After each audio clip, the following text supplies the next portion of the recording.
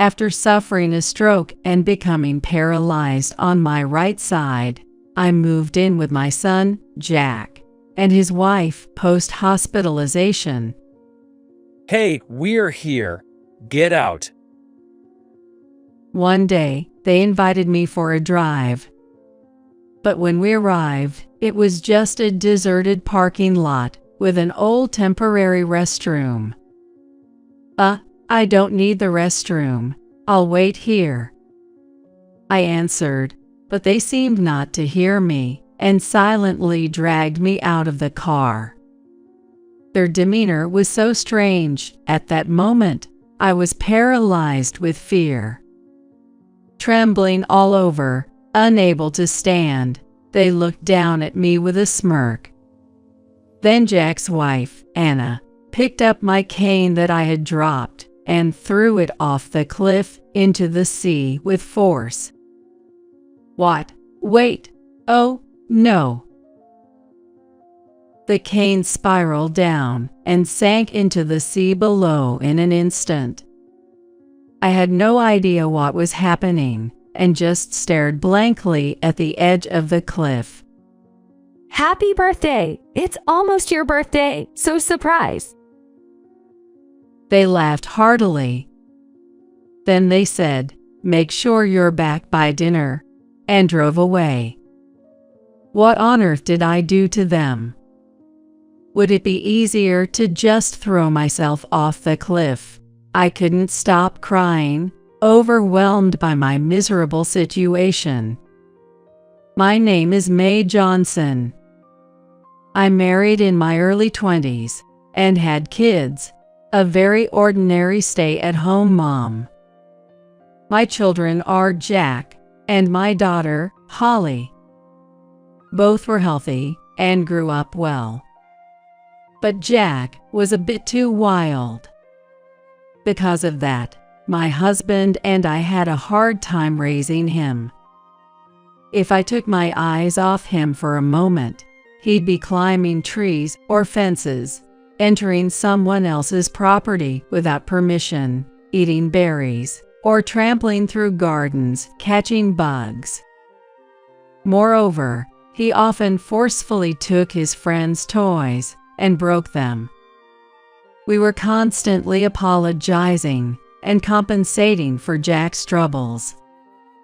When he started elementary school, we got calls from the teacher weekly and had to attend special meetings and accompany him to and from school. Fortunately, I was a full-time housewife from that time on, so I thought, it's better than him getting into trouble.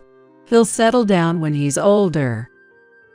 Thanks to that, elementary school went smoothly, but he still caused trouble playing with friends in the evenings. As he moved into upper elementary, middle, and high school, he increasingly behaved problematically out of our sight. His high school years were especially bad, with frequent nights out, unpermitted stays, fights with students from other schools, and even police issues. When Jack wasn't home, I worried, what has he gotten into now? And couldn't sleep. Luckily, he didn't turn to crime and managed to graduate from high school. However, after graduation, he didn't go to college and worked various part-time jobs instead. My husband and I worried, will he ever get a steady job? But fortunately, a gas station manager liked his work ethic, and he became a full-time employee. That changed Jack. He became serious and stopped causing trouble. He also moved out at 33 to live with his then-girlfriend, now wife, Anna.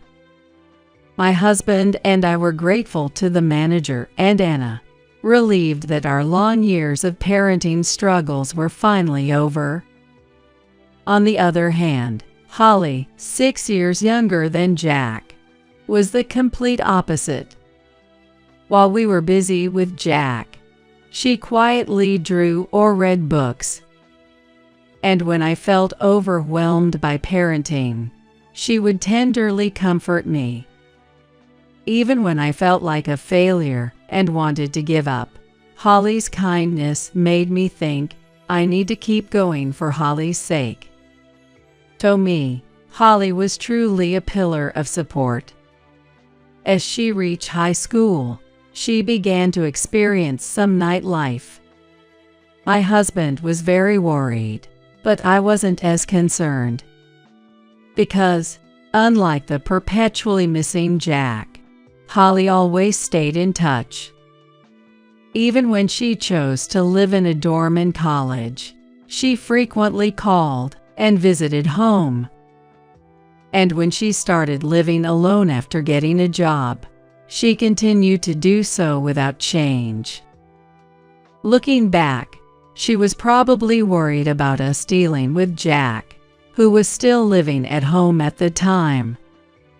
Being the kind soul she was, it's no surprise that Holly met her significant other quickly. He was a guy named Ryan Sanders, her boss at work. After dating for about 2 years, they got married following Ryan's job transfer and moved out of state 4 months after the wedding. She still calls as before, but living far away makes frequent home visits too difficult, so we only see Holly a few times a year now.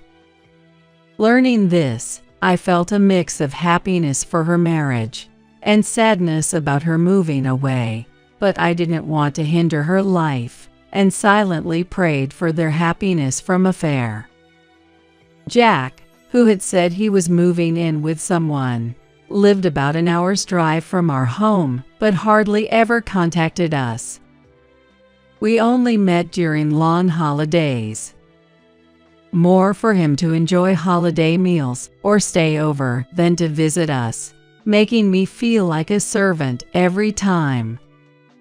Still, I accepted it happily, thinking at least he was independent and working seriously. Each leading their separate lives, I was enjoying a peaceful life with my husband for the first time in decades. We thought having grandchildren would make life even more enjoyable. But then, my husband collapsed in the bathroom and passed away from a stroke caused by heat shock. Our old house gets extremely cold in the dressing area during winter. I was aware of heat shock risks from TV and used a fan heater as a precaution.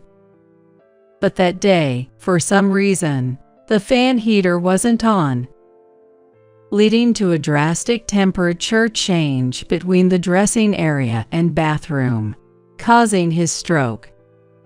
By the time I found him, he was already unconscious and passed away shortly after. The police later confirmed it was an accident with no foul play involved. I wondered why the fan heater wasn't on, as it wasn't broken. The police suggested it was probably due to him forgetting to turn it on, which is a common oversight. Though I accepted this explanation, I still wondered, wouldn't I notice the absence of the heater's sound if it was off? But dwelling on it wouldn't change anything. So I decided to organize my husband's belongings to cope. I thought it would be straightforward, but the task often brought back images of my husband's fall, filling me with guilt for not noticing the fan heater, and left me in tears. I couldn't make any progress as a result. I was likely depressed at that time. Again, Holly supported me during that period, taking time off work to visit me repeatedly. Hey, Mom, you don't have to rush sorting through everything. We have plenty of time. Oh, look at this photo. It brings back memories. She would say that, comforting me with her presence and smiles. Thanks to Holly, I managed to avoid losing myself and came to terms with my husband's death as a tragic accident. Years have passed since then, and I still live alone in our family home. To be honest, living alone in such a big house feels lonely. But I've decided to keep these feelings to myself, considering my age. Then one day, I suffered a stroke, caused by heat shock again. Despite my previous doubts about forgetting to turn on the power, I had indeed forgotten it myself, something I never expected. Fortunately, the season was different this time, so my life wasn't in danger. However, being alone meant it took a long time before I could call an ambulance. As a result, I ended up with a severe disability of being paralyzed on my right side. A long hospital stay for brain surgery and rehabilitation was decided, and I asked Jack, who lived nearby, to bring me the things I needed for my admission. Hospital.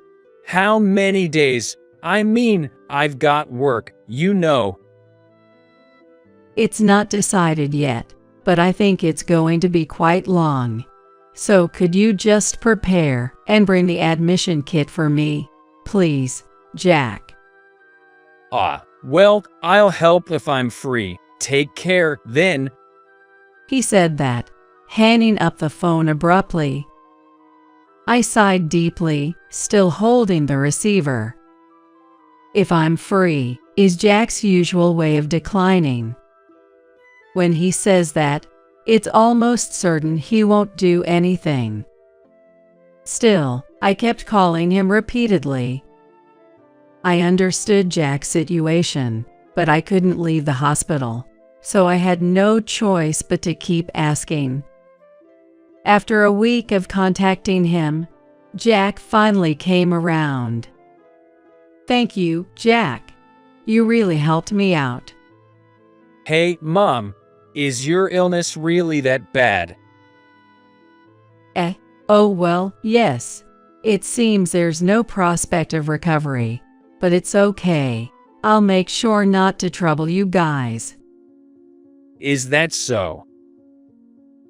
Seeing Jack's unusually serious expression made me feel uneasy, as it was hard to imagine him being genuinely concerned about me, especially when he had been so indifferent even when my husband died. After Jack left, I kept pondering why he looked so solemn. Seeing a patient in a wheelchair reminded me he might be worried about my need for care. This realization fit so well, I felt it had to be the right answer. I started thinking about how to live without being a burden to Jack and Holly. Depending on the rehabilitation outcome, it was almost certain I would need further medical care. It might be safer to consider moving into a facility. The only problems were the financial aspects of it and what to do with the house. First, I need to focus on rehabilitation. If I could regain some movement in my right side, it would make my life much easier and reduce the cost of care. Still, that alone wasn't enough, so I thought about discussing the house the next time someone visited. That would probably be in 2 or 3 months, giving me plenty of time to think. The following day, Jack and Anna came to visit together, which was surprising since they never visited unless it suited them. Were they worried about my care, coming to check on my condition? Having had no time to prepare, I made do with casual conversation that day. But then, they visited daily, bringing magazines to alleviate my boredom, and even flowers. Initially skeptical, by the time my discharge was foreseeable, I felt genuinely touched by their concern. One day, Holly visited after a long absence. Sorry I couldn't come sooner. It's okay. You have your job and family. Don't worry about me too much. Don't say that, Mom. Your family too? Holly's unwavering kindness soothed me. By the way, my discharge seems near. I'm thinking of moving into a facility. A facility? What for? I explained my condition and the idea of moving into a facility to Holly. She was aware of my after effects, but was surprised I considered living in a facility. Then she fell silent. I'm sorry for not saying anything, but living in that house with my condition is difficult, and it's safer in a facility, right? That's true, but if you're just worried about living alone, why not live with us? Really? But what would Ryan think? I don't think he'd oppose it. But yeah, let's discuss it as a couple, and then I'll bring it up again. If you're okay with it, Mom, I'd like to live together with you. Holly said that, showing me the same cheerful smile she had as a child. To be honest, I wanted to live with them too. But Holly has her own job and family. If I lived with them, I would burden Holly and her husband, Ryan. That thought made it hard for me to simply accept the offer. Hey, Holly, what are you talking about without asking? Jack, why are you angry? At the entrance of the hospital room, Jack suddenly shouted angrily and stormed in, followed by an upset-looking Anna. Of course, I'm mad. What's all this talk about doing whatever you want? We've been visiting Mom every day. Jack said that, glaring at Holly with a fierce look. But Holly, being used to Jack's temper, wasn't fazed at all, and retorted with a look of disbelief, "So what?" This seemed to infuriate Jack even more, as he harshly retorted, That means we have the right to live together. You moved out of state and neglected your parents. Stay out of this. Jack, moving away was unavoidable for her, so there's no need to talk like that to your sister. Mom, stay out of this. Listen, Holly, we've been preparing to live with Mom for a long time. So, we're the ones who will live with her. Got it? Holly and I were both shocked by the claim of preparing to live together. Though they visited frequently, there had never been any talk of living together from Jack and Anna. Not even a question about my discharge date. Anna, is that true? Doubting Jack's reliability, I instinctively asked his wife Anna. She smiled and said, "Of course, we can't leave you alone in this condition." At that moment, living with Jack and Anna seemed almost decided forcibly. Although I felt a bit discontented for not being able to choose my own living arrangements, I believed in their kindness at that time and thought living together would be all right. However, I would come to regret this thought greatly. When I first visited Jack and Anna's house after discharge, I couldn't believe my eyes. Their home, provided by Anna's relative for free, was nearly as old as mine. With many uneven floors, and narrow corridors and entrances that made walking difficult. There were clutters scattered everywhere, making it easy to trip. With no handrails and a cramped restroom. The only exception was the bathroom, which was a walk-in unit with no steps and a warm dressing area due to recent renovations. At least the bathroom is safe. I initially thought, but using it with my paralyzed right side was frightening and nearly impossible without a half-filled tub or handrails. In the end, I was resigned to taking showers only, regardless of the season. They said they were preparing to live together with me, but what exactly did they prepare? I wondered to myself as I put up with living in a house that only raised more questions. Perhaps it simply couldn't be helped, as living together was a new experience to us. However, my patience didn't just wear thin. It snowballed into something much larger. Once, I folded laundry for Jack and his wife, both working full-time, thinking I was helping. Seeing this, they bizarrely asked me to help with even more chores. Take care of the bathroom cleaning, will you? Consider it part of your rehab. From tomorrow, please take out the trash and clean up because friends are coming over. It's all for your rehab, right? I kept enduring their constant demands under the guise of rehab. But there's only so much a person with right side paralysis can do. I finally spoke up, asking them to reduce the household workload. But Jack just yelled, "It's your rehab, so stop complaining and just do it."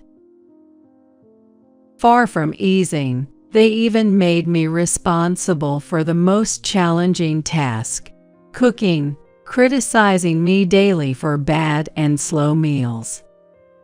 I never expected that the two, who were so kind during my hospital stay, would turn so drastically once we started living together. Initially, I thought they were just irritable due to the unfamiliar setting of living together. But as I was yelled at and insulted daily, I began to think maybe my actions were provoking their anger. I felt increasingly cornered, and soon I was jittery at the slightest sound, never finding a moment of peace. How many more years must I endure these painful days? Thinking about the future made me wish I hadn't survived my stroke. My spirit was utterly broken. One day, after living with Jack and his wife for over 6 months, the three of us drove to a nearby supermarket.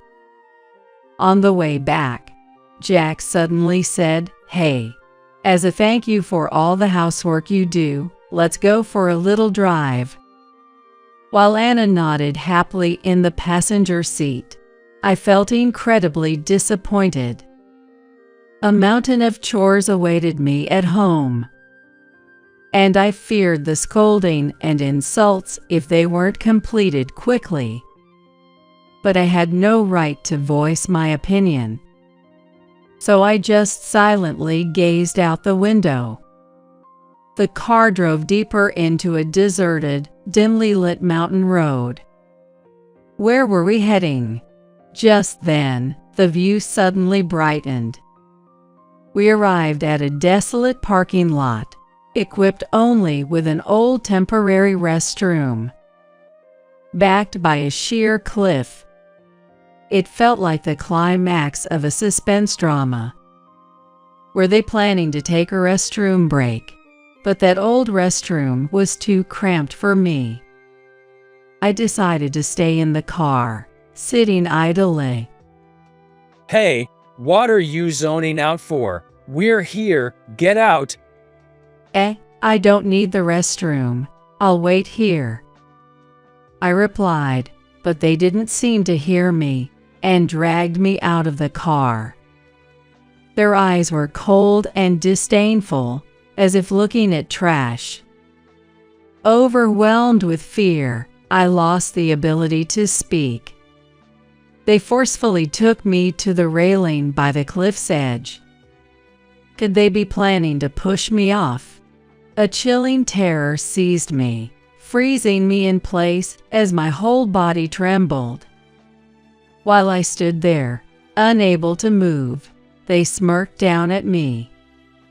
Then Anna picked up my cane, which I had dropped, and hurled it off the cliff into the sea with force.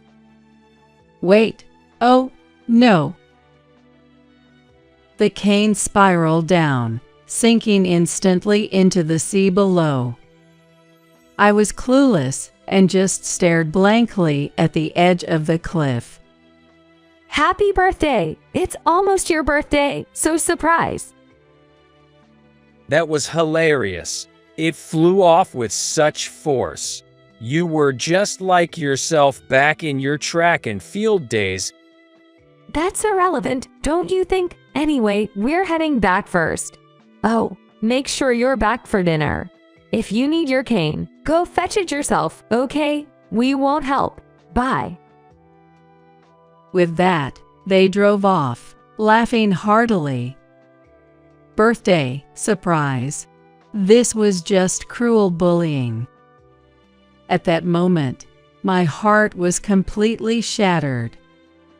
What on earth had I done to them? Would it be easier to just throw myself off the cliff? I couldn't stop my tears over my miserable situation. Reaching into my pouch for a tissue, I saw the charm Holly had given me. Right, I should ask Holly for help. I usually refrained from worrying her, but this time I was desperate.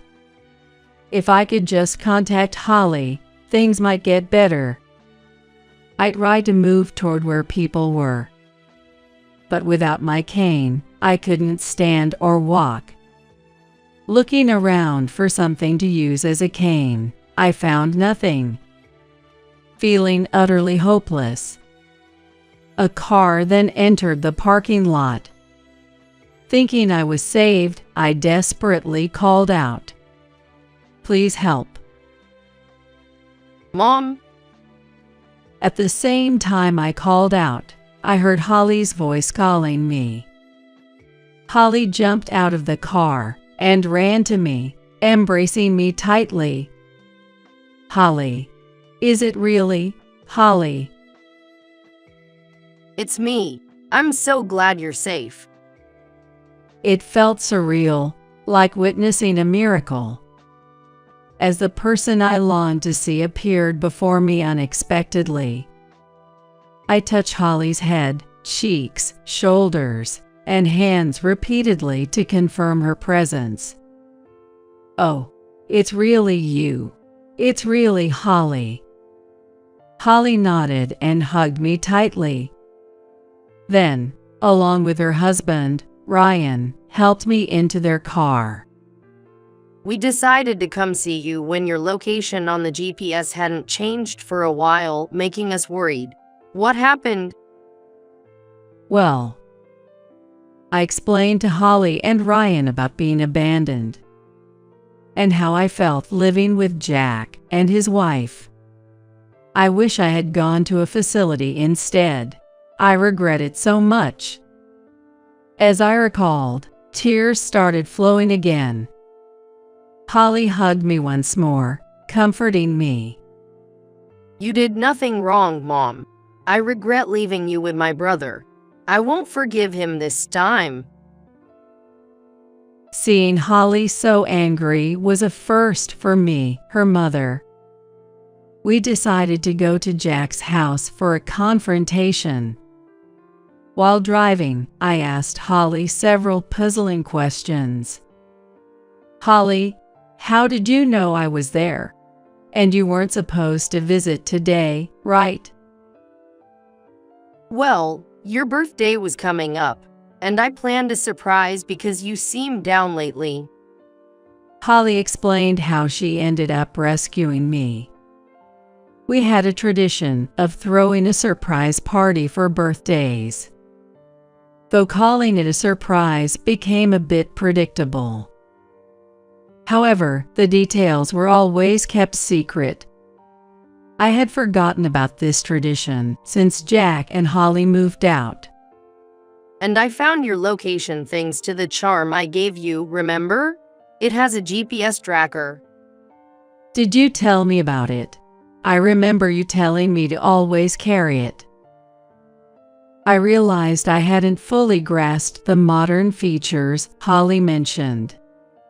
But thankfully, I had kept my promise to carry it, which likely saved me. I felt deeply grateful for Holly, who always cared for me from afar. Soon, we arrived at Jack's house. Laughter from inside hinted they were unaware of our approach.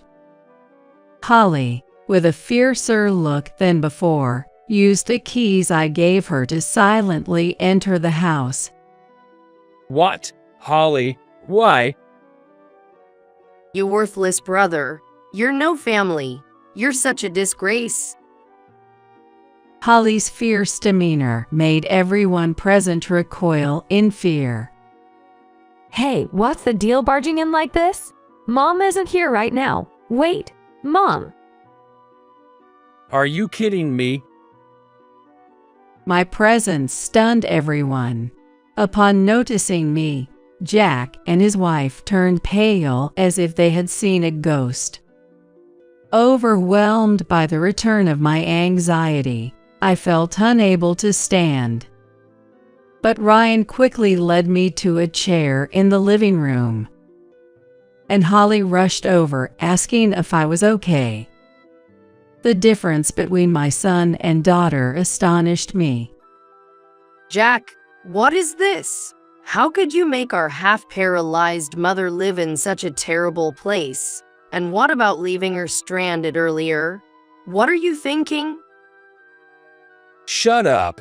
I don't care about this old hag. I thought by making her work, we'd get the inheritance sooner, but she's useless. Jack's callous words shocked me, Holly, and Ryan. We were left speechless. Well, she's still going to the hospital, right? It's about time. We've taken care of her, so all the insurance money should be ours. Jack boasted, with Anna praising him proudly. Their ridiculous demeanor left me more astonished than angry. But why did the insurance money come up suddenly? When I asked Jack, he said, "When you asked for the admission set, didn't you say you needed a stamp? While searching for it, I found your bank book and insurance papers."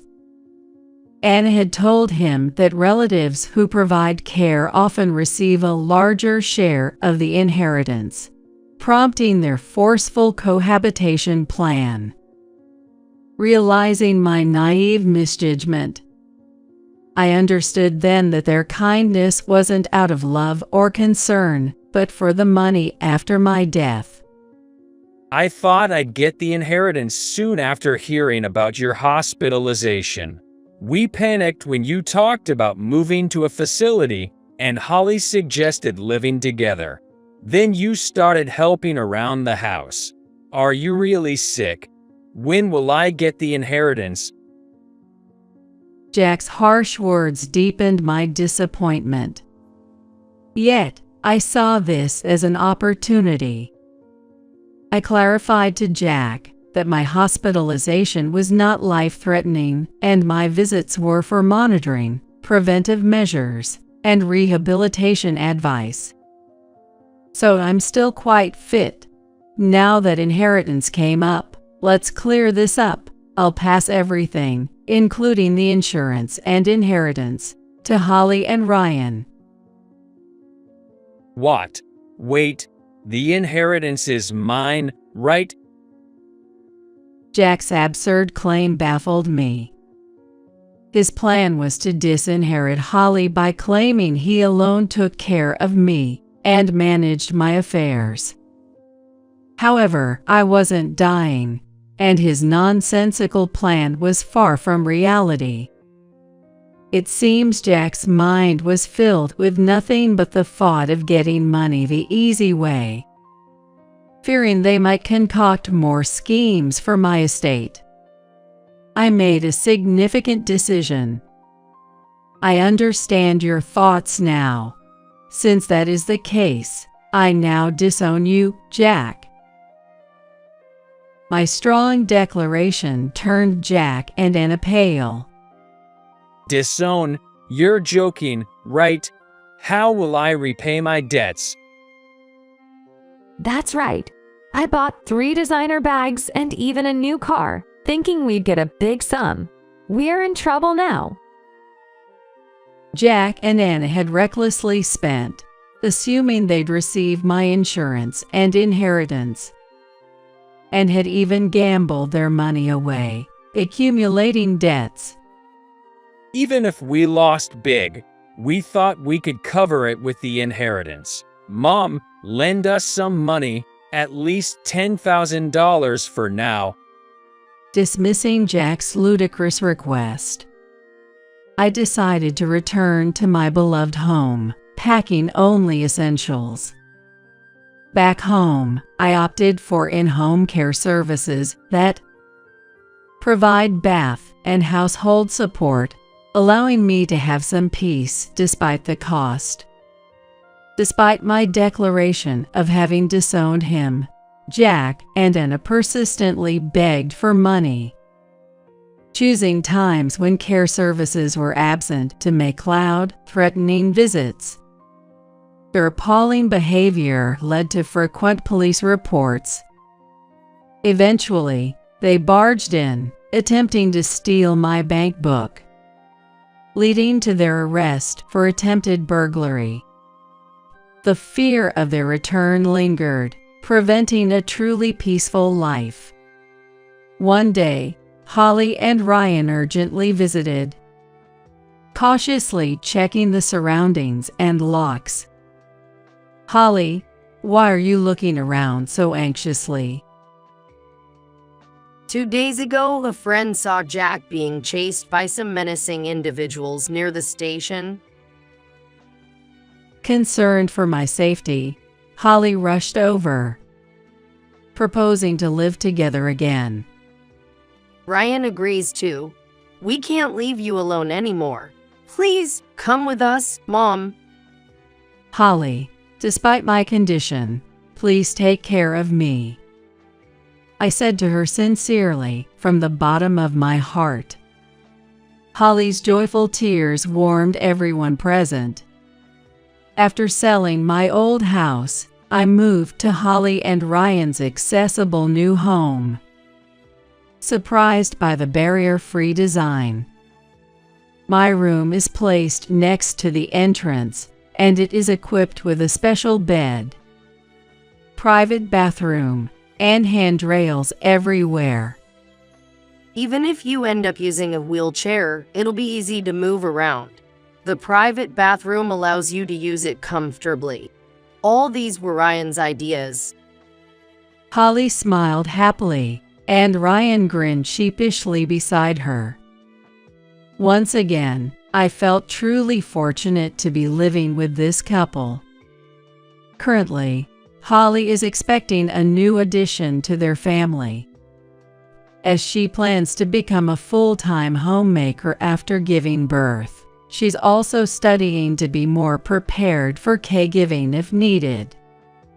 While I can still move, I want to do my best for my family. So I'm actively helping with Holly's household chores. Life has been tough since my husband passed away, but I've finally found a place of peace. I'm committed to my rehabilitation through household tasks, hoping this happiness lasts. I am determined to maintain my current condition as long as possible, especially for the grandchild, who will be arriving soon.